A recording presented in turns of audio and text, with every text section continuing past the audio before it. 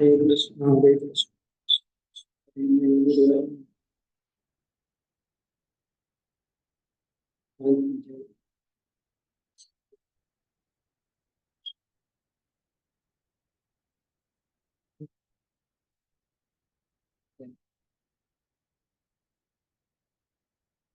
उद्धव जी का नंद महाराज का वार्तालाप समाप्त हो गया कल।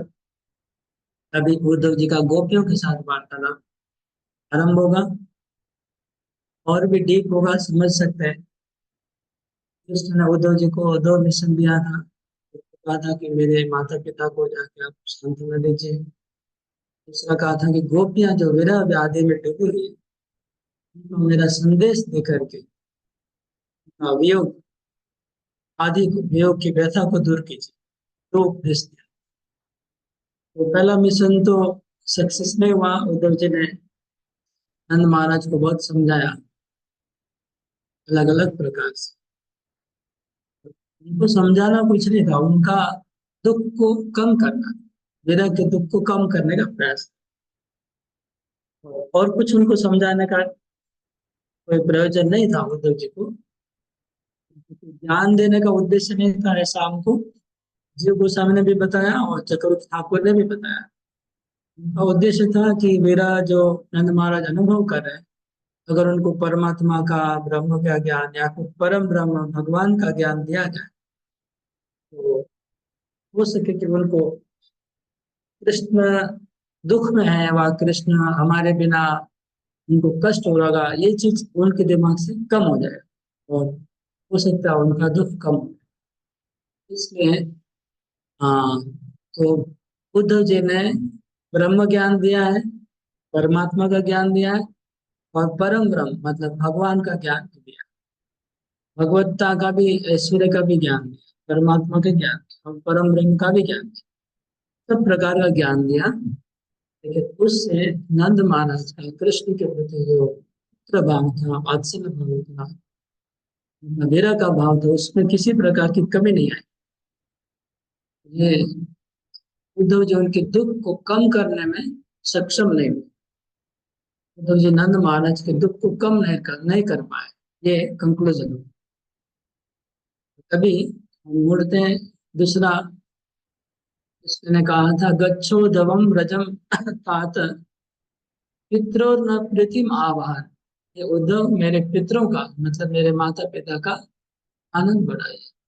गोपी गोपीना मद वियोग आधे मद संदेश से विमोचे। गोपियों का मद वियोग आदि मेरे विरह में जो व्यथित है, तो मेरे संदेशों के द्वारा ये दूर करें। मद संदेश से विमोचे, मेरे संदेश के द्वारा गोपियों की विरह व्यथा भी दूर करें।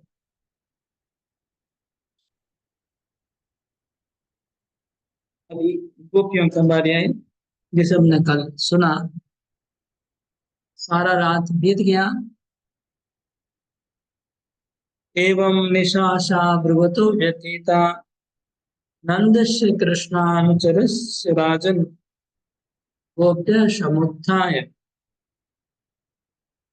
निरुक्त दीपा वास्तु समव्यर्च बदिनम। दिन रात बीतने के बाद प्रातः काल में, भोर में, ब्रह्म मुहूर्त में सब गोपियां नींद से उठ गई। उठ करके क्या किया गोपियों ने? दीप प्रज्वलन किया, अपने घरों में लाइट जलाया, दीप प्रज्वलन किया।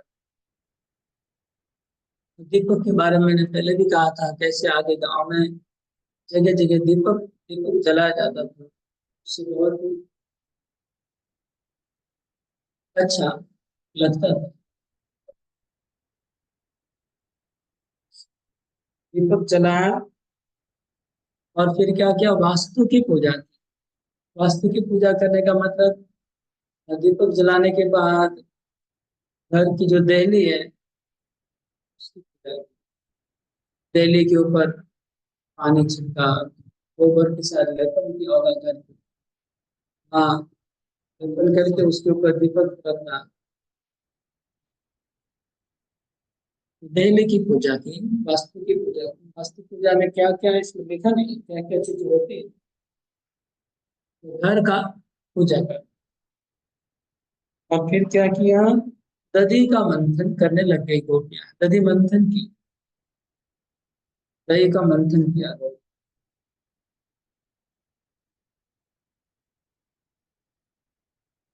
ये गोपियां मतलब ब्रज में बैठी नहीं रहती है, हमेशा कार्यों में लगी रहती है। ये गोपियों का स्वभाव है। जब भी देख रहे आप, गोपियां हमेशा कुछ न कुछ कार्य में लगे रहती हैं। इनसे उठ के उन्होंने दधी मंथन का बहुत मेहनत का काम, फिर गाय को दोहन करने का। हो सकता है, मुझे लगता है गोप लोग गो दोहन करते होंगे, इसलिए गोपियों के बारे में नहीं आया। हाँ, गोप लोग मतलब पुरुष लोग ने गाय दोहन किया होगा, इसलिए गोपियों के लिए लिखा गया है दधी मंथन। दधी मंथन किया, घर को सफाई किया होगा, सब कार्य करे हो, लेकिन साथ में कृष्ण का गीत गा रहे, ये बड़ी बात है। गोपियां हमेशा कर्मरत रहती है, लेकिन कृष्ण का गीत गाती रहती है अंतिम।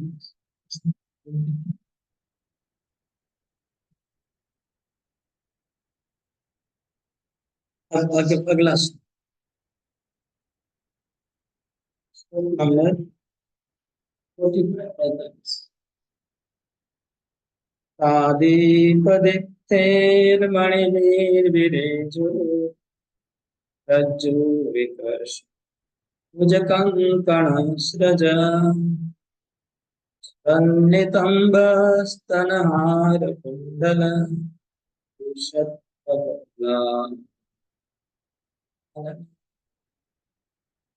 तादित्यदीप्ते मणिभिर्विरेजो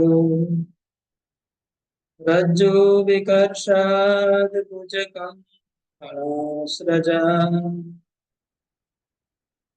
चलन्नितम्बस्तनहारकुण्डला विशत्कपोलारुणकुमानना तादीपदीप्ते मणिभूतेजो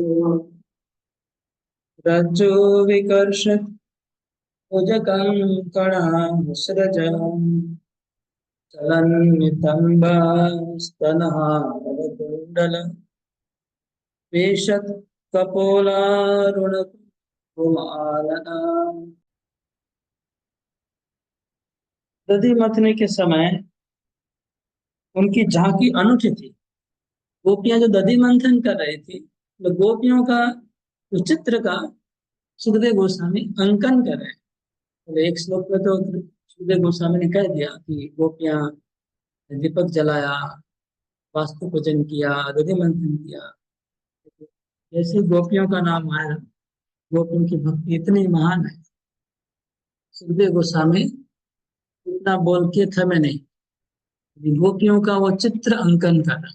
गोपियां कितनी सुंदर लग रही थी, और वातावरण कितना अच्छा लग रहा था वृंदावन का, गोपियां का दधि मंथन का वातावरण। मैंने पहले भी एक बार बताया था। हाँ, एक बार आप लोग को याद होगा, अगर कोई गांव में किसी ने देखा हो, अर्ली मॉर्निंग भोर में, अगर गांव में अगर आप कभी गए होंगे, भोर में वहां पर सबके घरों में जब दधि मंथन एक साथ होता है, तो वहां पर एक आवाज आता है सब घरों से, और बहुत सुंदर एक वातावरण बनता है। दधि मंथन का आवाज अच्छा होता है, घर घर सबके घर से आता है, बहुत सुंदर वातावरण बन जाता है। सुबह सुबह में वो कार्य, ये तो मैं साधारण गांव की बात कर रहा हूँ। अगर यहाँ तो वृंदावन है, गोकुल है, गोपियां स्वयं दधि मंथन, वहाँ का वातावरण की क्या बात। तो सुखदेव गोस्वामी गोपियों का उस चित्र को सुंदर से इस अगले दो श्लोक में, 45 और 40, और केवल गोपियों का वो चित्र का अंकन कर, कैसे दिख रही थी गोपियां, और वातावरण कैसे। तादीप दीप्ते मणिभिः विरेजो।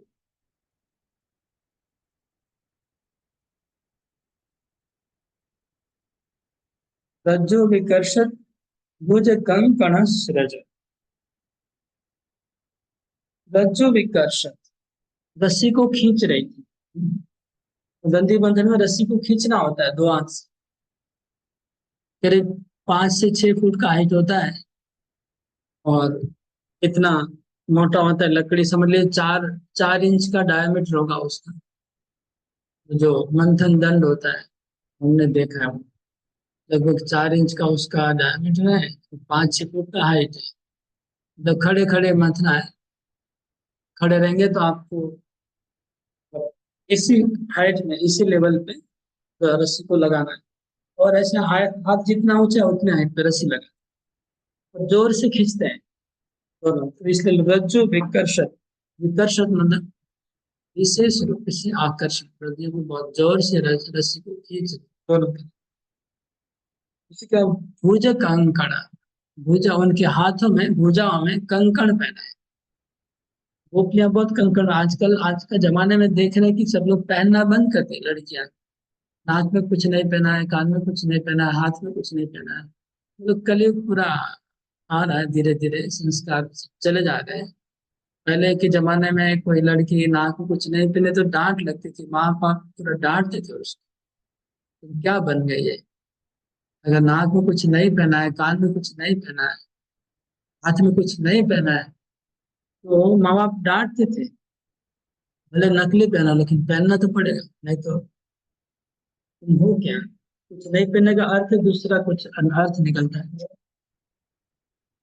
गोपियां बहुत पहनती है, उनके हाथों में बहुत सारे चूड़ियां होती है, इधर यहाँ भी पहनती है, यहाँ भी पहनती है।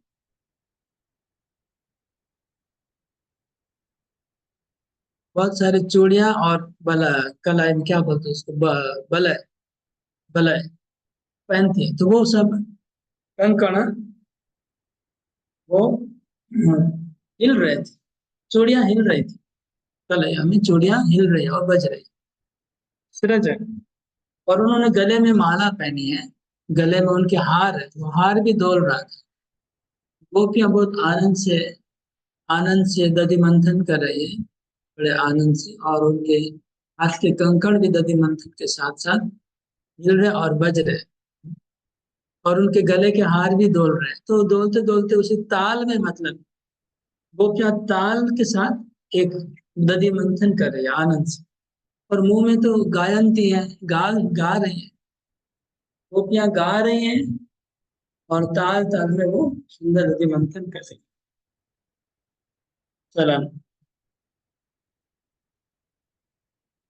उनके गले के हार डोल रहे थे, उनके स्तन डोल रहे हैं, उनके नितंब डोल, तन हार और पूरा पूरा डोल रहा है, पूरा शरीर उनका डोल रहा है।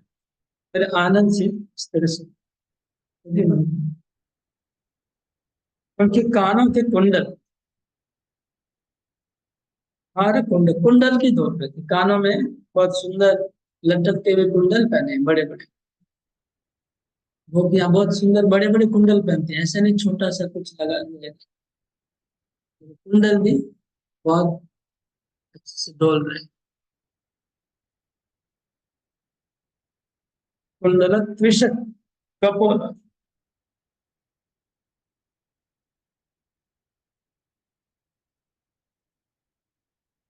कानक कुंडल हिलकर कुमकुम मंडित कपोलों की लालिमा का पड़ा। कपोल मतलब गाल, उनके जो गाल है, गाल की जो त्वचा थी, त्रिशत कपोला अरुण कुमकुम आनंद।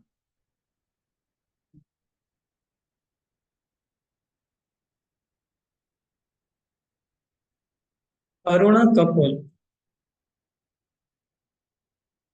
अरुण उनकी जो गाल है वो लालिमा, गाल के ऊपर लालिमा थी गोपियों की, कुमकुम लगा हुआ था, गालों में कुमकुम लगा हुआ है और इसलिए लाल हो गए गाल। और कुंडल भी उसी गाल पे जाके लग रहे गाल में। और कुंडल चमक रहे, कुंडल में समझ लीजिए हीरे मोती लगे हुए हैं। तो अगर हीरे में प्रकाश होगा, वो प्रकाश जब गाल के ऊपर पड़ेगा तो गाल चमकेगा।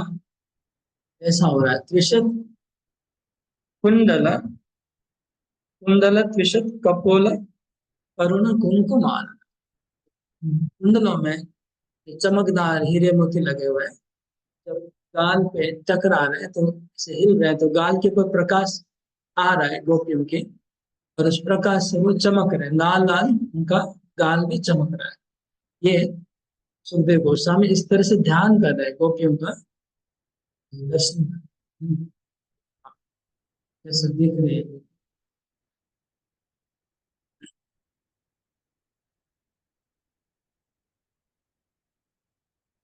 उद्गायती नाम अरविंद लोचन। तो यहाँ तो शरीर का हिलन डोलन का वर्णन हुआ। अभी उद्गायती गा रहे हैं। उद्गाय ऊंचे स्वर से गा रहे हैं। गोपियां ऊंचे स्वर से गा रही है, ये अच्छी बात है। ऊंचे स्वर से उद्गाय किसका गान गा रही है? अरविंद लोचन, कमल नयन भगवान की है। उनकी आंखें अरविंद जैसी। अरविंद का अर्थ है कमल का फूल। अरविंद जैसी जिनकी आंखें हैं, श्री कृष्ण के गीत गा रहे हैं, ऊंचे स्वर में गा रहे हैं। वो यहाँ ऊंचे स्वर में गा रहे हैं।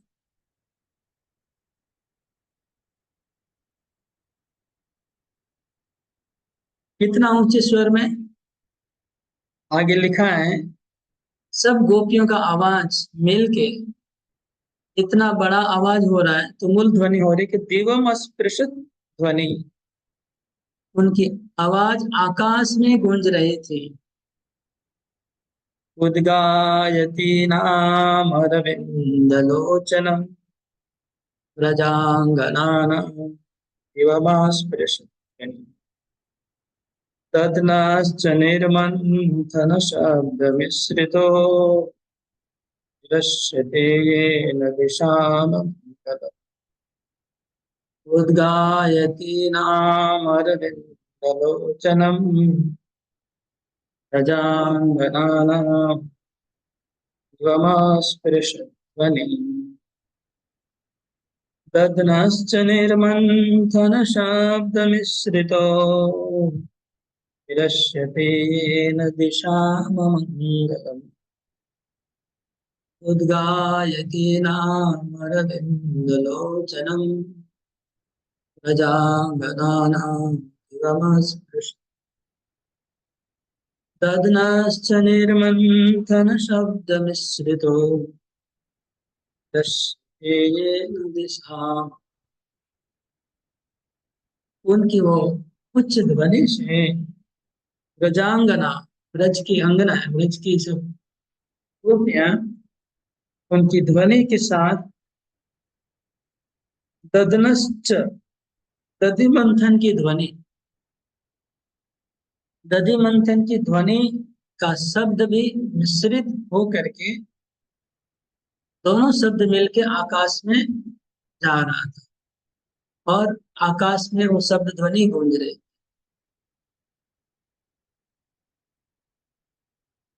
एक तो उनका गीत है, दूसरा दधि मंथन का शब्द है। समझ लीजिए वो ताल ताल से, दधि मंथन भी ताल से कर रहे हैं। वो वो एक ताल दे रहे हैं। वो दधि मंथन का जो आवाज है वो ताल दे रहा है, मतलब घर घर ताल दे रहा है, ताल ताल के साथ वो गा रहे हैं। और कंकण, जैसे चक्रवर्ती ठाकुर एक यशोदा माता जब दधि मंथन कर रहे थे, वहां पर भी ऐसा ही वर्णन है। चक्रवर्ती ठाकुर कहते हैं कि जो दधि मंथन का मटके का जो आवाज था, मृदंग का आवाज जैसे कर रहा है, कंकण का आवाज है वो करताल से वो संकीर्तन हो रहा था। करताल बज रहा है, मृदंग बज रहा है और गोपियां गा रहे हैं। ये जो आवाज है, एक सब गोपियां अपने अपने घर में गा रही हैं, सबका मिलित आवाज आकाश में गूंज रहा है।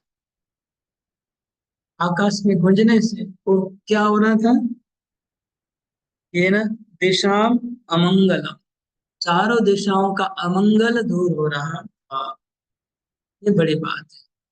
भगवान का संकीर्तन जब हम करते हैं रास्ते में, तो अमंगल दूर होता है। इसलिए नगर कीर्तन बहुत इम्पोर्टेंट होता है। अभी हम कर नहीं पा रहे हैं, बहुत साल हो गया नगर कीर्तन नहीं।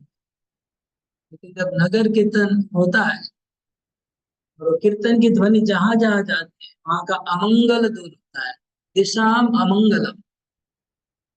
तो उनकी गोपियों के संकीर्तन की ध्वनि से और दधि मंथन की ध्वनि से चतुर्दिशाओं का अमंगल दूर हो रहा था। सुखदेव गोस्वामी बोल रहे हैं। वैसे तो वृंदावन में कोई अमंगल तो है नहीं।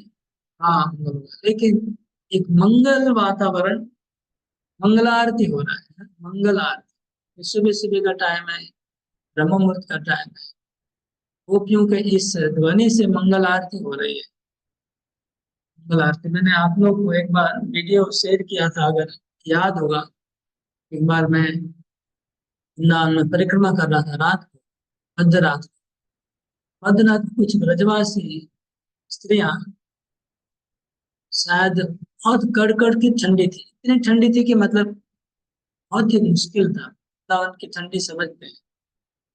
तो वो लोग परिक्रमा करने आए थे। हो सकता है कहीं रूम वूम भाड़ा नहीं लिया था, तो रास्ते के ऊपर सब ब्रजवासी महिलाएं, 8-10 महिला एक साथ बैठ गई और ऊपर से कंबल डाल दिया। बड़ा कंबल, कंबल के नीचे सब घुस गए एक कंबल में। और अंदर में क्या कर रही थी, सब गा रहे थे कृष्ण के भजन।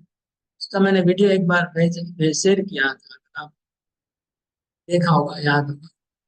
इससे निकालिए, अगर वीडियो मिलेगा तो फिर से शेयर करिए। वो वीडियो में हम क्या देखा, गोपियां उधर, ब्रजवासी महिलाएं कंबल के नीचे छुप के भगवान का भजन गा रहे हैं और उसका ध्वनि बाहर आ रहा है। ये यहाँ का कल्चर है, संस्कार है ना। पहले गांव गांव में ऐसी महिलाएं गाती थी। और एक बार हमको याद है, 14 कोस परिक्रमा कर रहे थे। आदि बद्री एक जगह है, बद्रीनाथ, आदि बद्री वृंदावन में।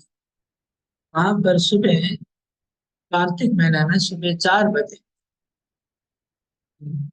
छोटी छोटी कन्या है, कुंवारी कन्या है, गांव से एक झुंड में आती है उधर आदि बद्री में। इतना भयंकर जंगल है। वहाँ आते हैं गांव से और गाते गाते आते हैं, भजन गाते गाते आते हैं। 4 बजे वो कुंड है वहां पे, आदि बद्री कुंड में नहाते हैं, फिर चले जाते हैं 1 महीना। तो वो हम लोग 2-4 दिन थे वहाँ। 2-3 दिन तो मैं डेली देखा। ये कीर्तन की ध्वनि बहुत अच्छी होती है सुबह सुबह। गांव में भी कभी कभी सुबह कीर्तन सुनाई देता था। बहुत अच्छा वातावरण बन रहा है। गोपियां सुबह सुबह उठ के कीर्तन कर रहे हैं। कृष्ण का उद्गायत्री नाम अरविंद लोचन, कृष्ण की गीत गा रहे हैं। और उनका दधि मंथन का आवाज भी आकाश में गूंजता है ना। हम लोग को, आप सबने देखा होगा बचपन में प्रभात फेरी होता है गाँव में। ये प्रभात फेरी एक ऐसा चीज है, मेरे को आश्चर्य लगा। पूरे इंडिया में ये यही शब्द व्यवहार होता है। गुजरात में भी प्रभात फेरी बोलते हैं, ये बंगाल में भी प्रभात फेरी बोलते हैं, उत्तर प्रदेश में भी प्रभात फेरी बोलते हैं। तो प्रभात फेरी होता था, उसमें 4, 5, 8, 10 वृद्ध बूढ़े लोग पूरे गांव में घूमते हरिनाम करते थे। सुबह 4-5 बजे सबको जगाते थे, जीव जागो, और हरिनाम करते थे, हरे कृष्ण महामंत्र गाते थे। ये बचपन में हमने सुना। देखिए हम, ये भगवान की कृपा है।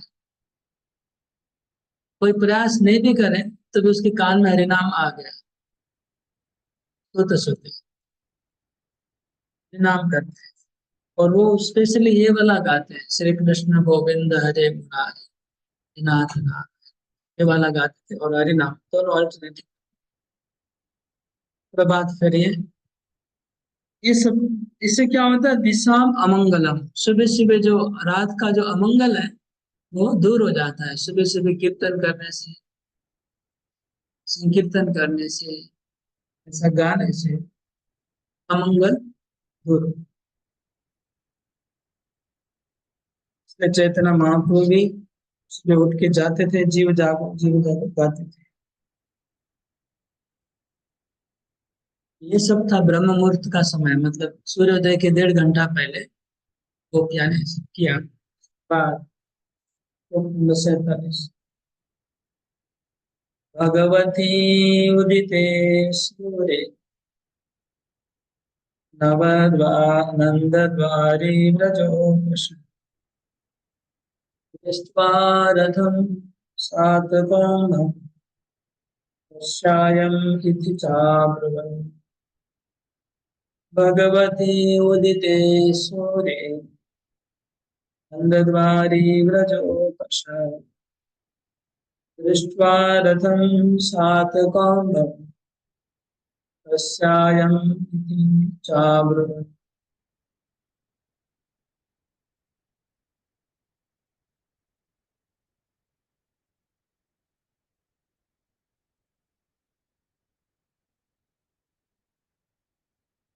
भगवती उदिते सूर्य, सूर्य भगवान का उदय हुआ। सूर्य को भी भगवान कहा गया है। सुखदेव गोस्वामी बोल रहे हैं भगवती उदिते सूर्य, सूर्य भगवान। भगवान शब्द भागवत में सबके लिए प्रयोग होता है। सूर्य भगवान, शिव जी के लिए भी भगवान शब्द आता है, ब्रह्मा जी के लिए भी आता है, नारद मुनि के लिए भी आता है। सूर्य भगवान का उदय हुआ, मतलब अभी सूर्योदय हुआ, उसके पहले दधि मंथन हो रहा था। नंद द्वारी, नंद महाराज के घर के द्वार के ऊपर एक नया चीज दिखाई पड़ा सबको। ब्रजवासियों ने देखा, क्या देखा?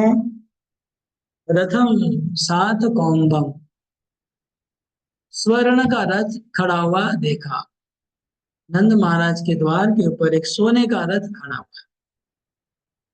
ब्रजवासियों ने देखा। सुबह हुआ, रात को दिखाई नहीं पड़ा, अंधेरे में कोई देखा नहीं, लेकिन सुबह हुआ जब उजाला हो गया, सूर्य उदय हो रहा था, तब सबने देखा कि नंद के द्वार के ऊपर एक रथ खड़ा है, और अद्भुत रथ है, वृंदावन का रथ नहीं है। समझ में आ रहा देख के। वृंदावन में तो गाय बैल के ये छकड़े हैं खाली, ये तो कोई राजा महाराजा का रथ दिख रहा है। तो सबकी नजर, कि गांव में कोई भी अलग कोई चीज दिख आती है, कोई सब देखने आ जाते हैं, भीड़ लग जाती है ना।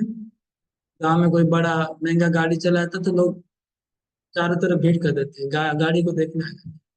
ऐसे ही वृंदावन में रथ आ गया, सोने का रथ। तो नेचुरली सबकी जिज्ञासा, उत्सुकता बढ़ गई कि क्या बात है, रथ आ गया, सोने का रथ। कस्यायम इति चावल, सब लोग आपस में बातें करने लगे। क्या बातें करने लगे? कस्य, रथ किसका हो सकता है।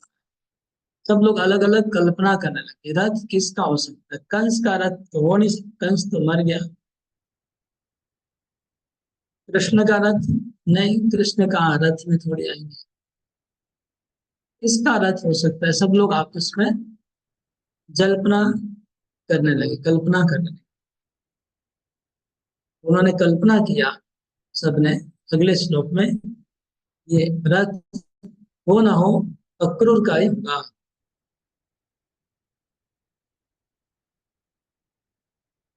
अक्रूरागत किं वा कंसस्यार्थ साधक येन नीतो मधुपूरि कृष्णा कमललोचन। अक्रूरागतं किं वा यः कंसस्यार्थ साधक येन नीतो मधुपूरि कृष्णा कमललोचन। तो वो लोग ने सोचा शायद अक्रूर आया होगा, शायद अक्रूर आया होगा, ऐसा सोचा।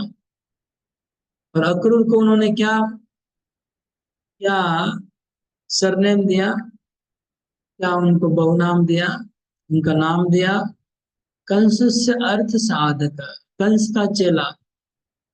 कंस का चेला अक्रूर आया। कंस का जो अर्थ, मतलब कंस का इच्छा को पूरा करने वाला अक्रूर है। मतलब अक्रूर के प्रति गोपियों को बहुत गुस्सा है, ये दिख रहा है, इस श्लोक में स्पष्ट है। गोपियां अक्रूर के प्रति बहुत गुस्से में है, नाराज है। क्यों? ये न नीतो मधुपुरीम कृष्ण कमल लोचना। अक्रूर जी ने जो कृष्ण को, कमल लोचन कृष्ण को मथुरा लेके गया था, जो अक्रूर, जो कंस का काम करता है, कंस का ही भलाई करता है, वो अक्रूर लगता है फिर से आ गया। लेकिन अभी उसका क्या काम है, ऐसा सोच रहे। अभी क्या काम है? कृष्ण को तो लेके चले गए, अभी तो कृष्ण नहीं, अभी तो हम लोग हैं। हम लोग को तो क्या करना चाहते हैं? हम लोग को ले जाएगा क्या? अभी किसको ले जाना चाहता है? हमारे प्राण को ले जाना चाहता है? हम लोग तो मरे हुए हैं। हम लोग का डेड बॉडी ले जाना चाहता है? क्या लेना है? ये क्या काम है? इस तरह से बहुत गुस्सा में गोपियां हैं। उन्होंने अगले श्लोक में ऐसी बात बोली, अब पढ़ के समझ में आएंगे कि कितना गोपियां दुखी है। किम साधयिष्यति अस्माभिः भर्तु प्रेतस्य निष्कृतिम् इति स्त्रीणां वदन्तीनां बुद्धभोगात् कृतान्यका। किम साधयस्यति अस्माभिः। हम लोग तो आधे मर चुके हैं। हम लोग तो कृष्ण के बिना आधे मर चुके हैं। तो अभी कृष्ण के बिना तो हम लोग मरे हुए हैं, तो हम लोग आधे मरे हुए, हम लोग को ले जाके क्या करेगा? ऐसा उन्होंने सोचा गोपियों ने। हम लोग को मथुरा ले जाना चाहता है। तो उन्होंने ऐसा एक कल्पना किया जो बहुत ही दुखमय है। तो उन्होंने बोल रहे कि उनका जो भरत है, भरता उनका जो स्वामी है, कंस तो मर गया। अब कंस मर गया तो हमको ले जाके क्या करेगा? कंस जिंदा होता तो हम लोग को ले जाता, तो कुछ हम सोच सकते थे कि ये करना कुछ चाह रहा है। तो बोले उनका कंस तो मर गया, लेकिन कंस की प्रेतात्मा को खुशी करने के लिए वो हम लोग को ले जा रहा है। गोपियों ने सोचा कि हमारा, हमको मृत, हम लोग को मारेगा, हत्या करेगा, और हमारा मांस, खून और मांस और हड्डी से पिंडा बनाए, पिंडा बना के कंस को वे ऑफर करेगा, पिंडदान करेगा। तब इसको पूरे पूरा शांति मिलेगा। हम लोग को तो पहले ही मार डाला है कृष्ण को ले जाके, लेकिन हम लोग को मार के इसको शांति नहीं हुआ है। हम लोग को मार के इसको शांति नहीं हुआ है। हम लोग का शरीर का पिंड बना के वो अभी कंस को ऑफर करेगा, तब इसको पूरे पूरा शांति मिलेगा। सोचिए गोपियां कितना दूर तक सोच रही अक्रूर के बारे में। लेकिन आया अक्रूर नहीं है, उद्धव जी आए, लेकिन उन्होंने अक्रूर के प्रति बहुत दुखी है। गोपियों का दुख यहाँ प्रकाश हो रहा है कि हम लोग तो मर गए कृष्ण को ले जाके, हम लोग तो ऐसे मरे हुए हैं, और कंस भी तो मरा हुआ है। लेकिन कंस का इतना क्या वफादार सर्वेंट है कि मरने के बाद भी कंस की सेवा करना चाह रहा है। कंस की प्रेतात्मा को भी हम लोग का पिंडदान करना चाहता है, हमारे मांस से पिंडदान लगाएगा। क्योंकि राक्षसों को, असुरों को तो मद मांस का पिंडदान होता है ना। जो राक्षसी लोग होते हैं उनके पिंडदान में भी मद मांस मछली सब लगाते रहते हैं। बंगाल में कई बार श्राद्ध में भी मछली लगाते हैं, भोग लगाते हैं। श्राद्ध में मरे हुए को मछली देते हैं। तो ऐसे ही है, कंस तो ऐसा ही आदमी था, इसलिए बोले गोपियों को जीते जीते उन्होंने बहुत सताया। अभी मरने के बाद गोपियों का मांस से पिंड चढ़ाएगा, तभी कंस को पूरा शांति मिलेगा। ऐसा सोचा। बहुत ही दूर, बहुत बहुत दूर तक कल्पना कर ली गोपियों ने। उनका दर्द बहुत ज्यादा है। आगे कहते हैं इति स्त्रीणाम वदंती नाम उद्धवो अगाध कृतानिका। इस तरह से गोपियां आपस में सोच रहे थे, ब्रज की स्त्रियां सोच रही थी, ब्रजवासी सोच रहे थे। तब तक उद्धव जी ने आने किया। आने का मतलब सूर्य उदय के समय जो गायत्री होता है 3 बार करना होता है। गायत्री दिन में 3 बार करना होता है, कि सूर्य उदय के समय, एक मध्याह्न के समय, और एक सूर्यास्त के समय। अक्रूर जी नियमित करते थे। हम अक्रूर जी का बहुत बार आने करने का उल्लेख आ रहा है। इसमें भी आया, सॉरी उद्धव जी और अक्रूर जी, सॉरी अक्रूर जी भी कर रहे हैं और उद्धव जी भी कर रहे हैं। मतलब द्वारकावासी लोग सब लोग करते हैं ऐसा लग रहा है। अनेक मथुरावासी भी कर रहे हैं, क्योंकि अक्रूर जब कृष्ण को लेके गया था तो रास्ते में उन्होंने आनेक किया था। हाँ, ब्रह्म कुंड में। और उद्धव जी का भी वर्णन आया आनेक करने का सुबह से। आनेक करना, आनेक आन मतलब दिन, हाँ, संध्या, त्रिसंध्या कहते हैं।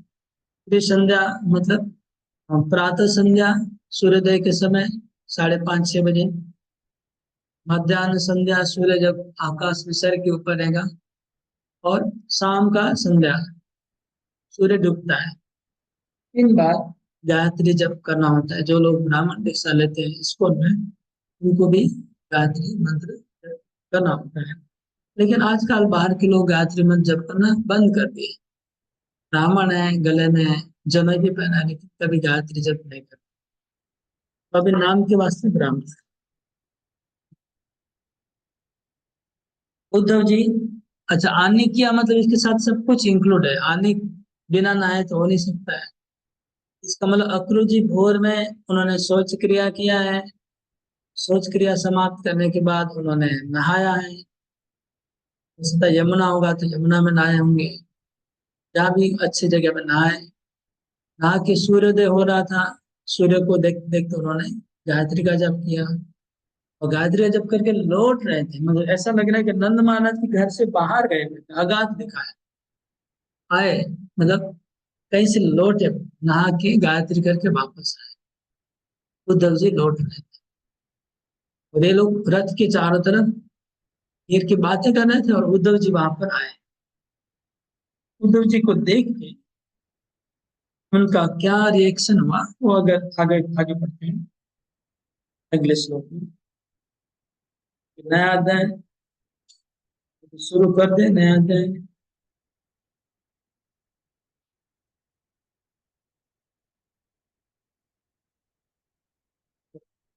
इसका कोई कमेंट कर दे।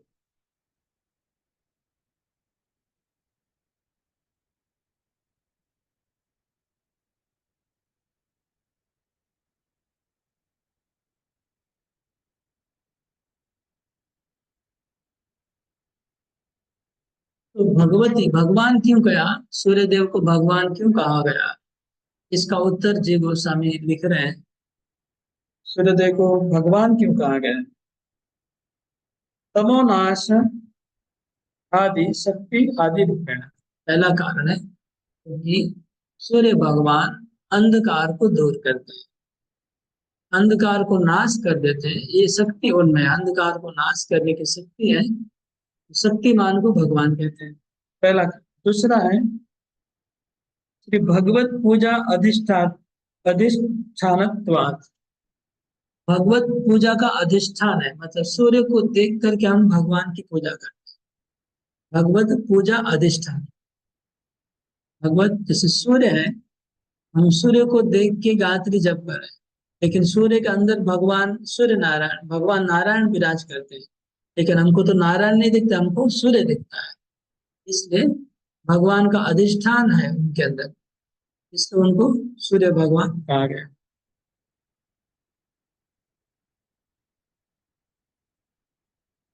इसलिए उनको भगवान कहा आगे। सूर्य उदय होने से सब ब्रजवासियों के अंदर श्री कृष्ण वार्ता प्राप्ति सुख समयो हेतुतया संतोष।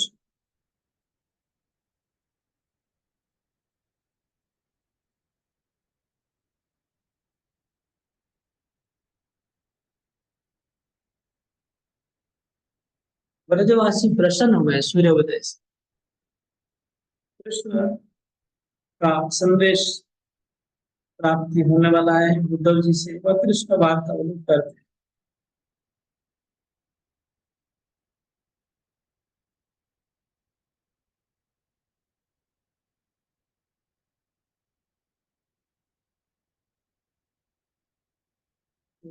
सोने का रथ था, इसका बारे में कहते हैं जो गोस्वामी, सोने का प्लेट से वो मंडित था, पर स्वर्ण परिवृत, मतलब अंदर में उसका लकड़ी होगा, रथ लकड़ी का है, लेकिन ऊपर में सोने का जो क्या बोलते हैं,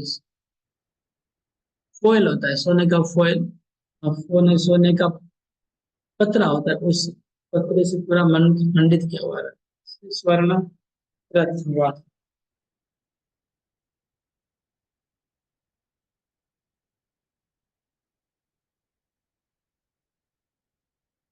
अच्छा, ये जो श्लोक था कि एक अक्रूर आया है हम लोग का पिंडदान करने, ये श्लोक किसका? उत्कंठा प्रधान गोपी का है। तो उत्कंठा प्रधान गोपी ने कहा, जो कृष्ण के वीरा में बहुत डूबी हुई है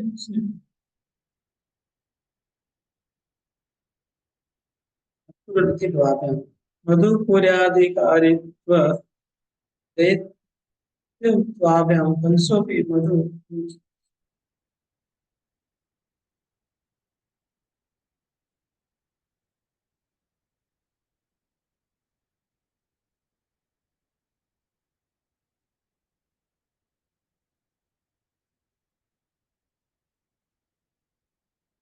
गोपियां बोल रही है, ये अक्रूर कंस को लेके गया, सॉरी कृष्ण को मधुपुरी लेके गया। हमारे पुत्रों को ले जाता तो कोई बात नहीं, हमारे पुत्र को, पति को, और किसी को ले जाता, लेकिन कृष्ण को लेके गया। इसलिए बहुत नाराज।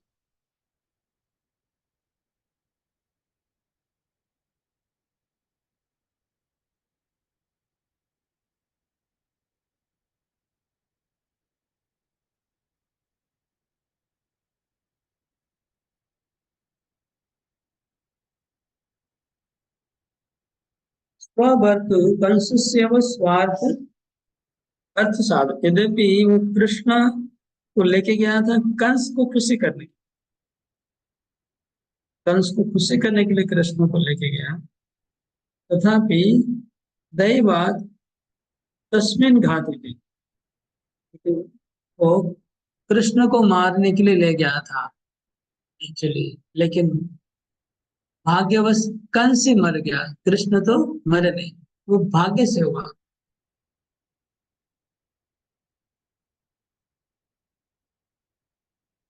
और अपने स्वार्थ के लिए कृष्ण को वहां रख लिया, कंस मर गया, कृष्ण को वहां बांध लिया, अक्रूर ने वहां मथुरा में कृष्ण को रोक दिया है। तत्रैव श्री कृष्ण लक्ष्मण तत् पुनरअत्र गतस् भुवनम एवं, तो अभी अभी वापस क्यों आया है?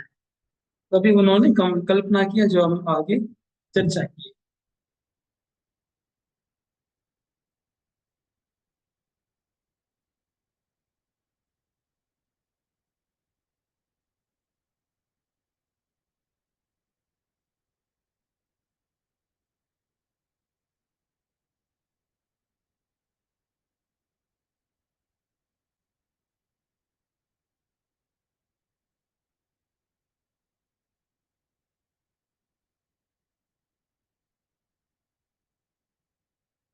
अगाध यत्र श्रीकृष्ण प्रेयस्य ता नित्य मिथ समदुःखतया मिलित्वा वसन्ति, तमेव स्थान विशेषम एकांतम अन्विष्य गत इत्यर्थ।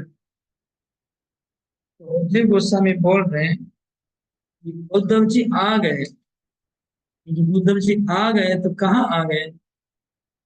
जी गोस्वामी बोल रहे हैं कि हाँ, गोपियां प्रतिदिन एक जगह मिलते थे, मिलके अपना सुख दुख की बात आपस में शेयर करते थे। गोपियां एक जगह प्रतिदिन मिलती थी, मिल करके अपने दुखों की बात एक दूसरे को बोलती थी। उस स्थान पे उद्धव जी आ गए, ऐसा लिखा है।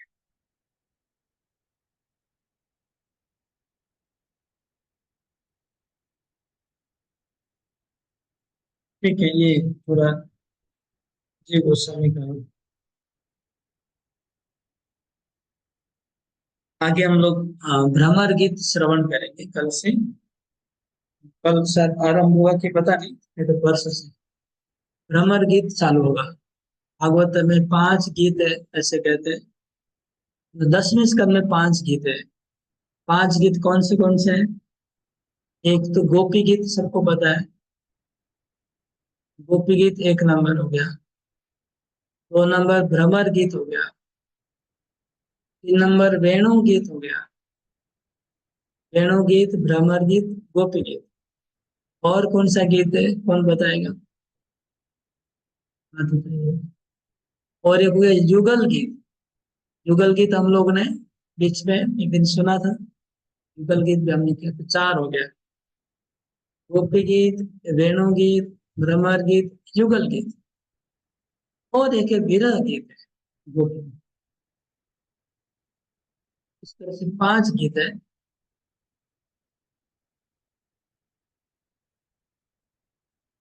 घनश्याम अग्रवाल को आप डिस्टर्ब कर रहे हैं। ये आपका क्यों स्क्रीन शेयर कर रहे हैं?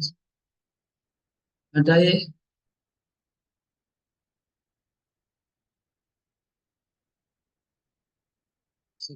अभी अच्छी लग रही है। ठीक है, तो भ्रमर गीत आरंभ होगा। अब यहाँ रखता हूँ मैं आज के लिए। एक हरे कृष्ण, हरे राम, हरे राम। उद्धव जी कहाँ पहुंचे वो कल देखेंगे, कहाँ मिले। ये आप लोग अनम्यूट कर लीजिए।